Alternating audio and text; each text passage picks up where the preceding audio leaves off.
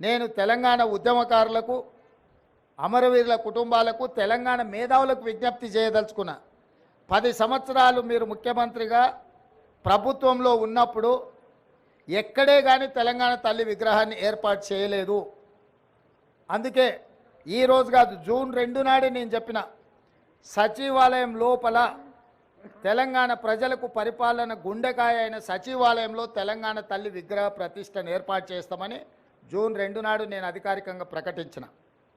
ఈ విగ్రహం యొక్క నమూనాను JNTU fine arts college principal మన తెలంగాణ బిడ్డ వారికి ఈ నమూనాను తెలంగాణ ప్రజలు ఏం కోరుకుంటున్నారు, తెలంగాణ తల్లి అంటే దర్పం ఉండాలి, పోరాట పటిమ ఉండాలి, భవిష్యత్ తరాలకు స్ఫూర్తిగా ఉండాలి.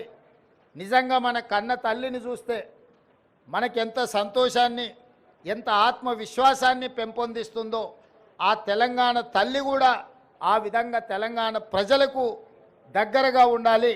కొద్దిమంది దొరలకు గడీలలో ఉండే వాళ్ళ యొక్క ఆనవాళ్లతో తెలంగాణ తల్లి ఉండకూడదని ఒక నిర్దిష్టమైన అభిప్రాయంతో JNTU fine arts college principal గారికి మేము విజ్ఞప్తి చేయడం జరిగింది. అందుకే ఈరోజు అక్కడో ఇక్కడో ఎక్కడో కాకుండా తెలంగాణ ప్రజల గుండెకాయ అనే సచివాలయంలో తెలంగాణ తల్లి యొక్క విగ్రహాన్ని పెట్టాలి అని ఈ ప్రజాప్రభుత్వం నిర్ణయం తీసుకొని ఈరోజు శంకుస్థాపన కార్యక్రమాన్ని మనం ప్రారంభించుకున్నాము. డిసెంబర్ 9 మనం విగ్రహాన్ని ఆవిష్కరించుకోబోతున్నాం. డిసెంబర్ 9కున్న